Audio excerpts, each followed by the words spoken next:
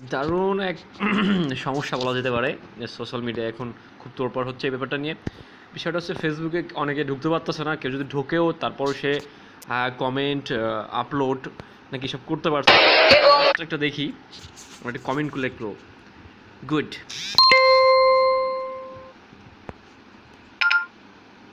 দেখেন এখানে কি দেখাচ্ছে, এখানে এটা দেখাচ্ছে, এটা কি জন্য দেখাচ্ছে আমরা জানি না।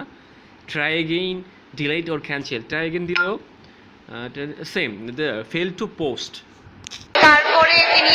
তারপরে আমরা যদি করতে যাই, আমাদের মাইন্ডে কিছু যদি থাকে আর কি, মানে স্ট্যাটাস যদি দিতে চাই, স্ট্যাটাস লিখলাম, আমরা এটা শেয়ার করি, আমরা এটা পাবলিকলি শেয়ার করব।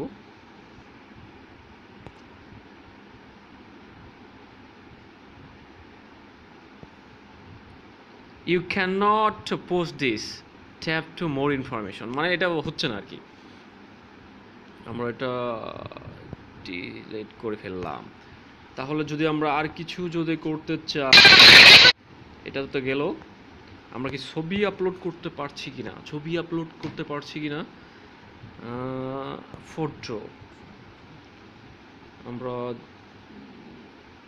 দিলাম, এটা ডান। শেয়ার ডান, শেয়ার পোস্টিং দেখাচ্ছে, দেখা যাক কি হয়।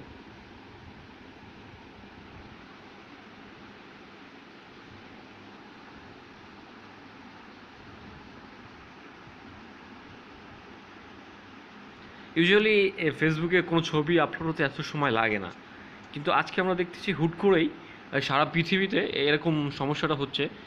খুবই মানে মানে কী বলে, এটা বিট ঘুরে। আমি জানি না আসলে এটার পিছনে কী কারণ। আমি কয়েকটা ওয়েবসাইটে, বিশেষ করে ইউএস বেস ওয়েবসাইটে যারা নিউজ সার্ভিস প্রোভাইডার, তাদের দেখলাম তারা এখনও পর্যন্ত শিওর না ফেসবুক থেকেও এরকম কোনো বার্তা আমাদেরকে, মানে তাদেরকে দিই নাই। এখন জিনিসটা আসলে দেখাচ্ছে, মানে তারাও খুঁজে পায় না কি দেখি। দেখেন এটা হচ্ছে লোডিং হতেই আছে।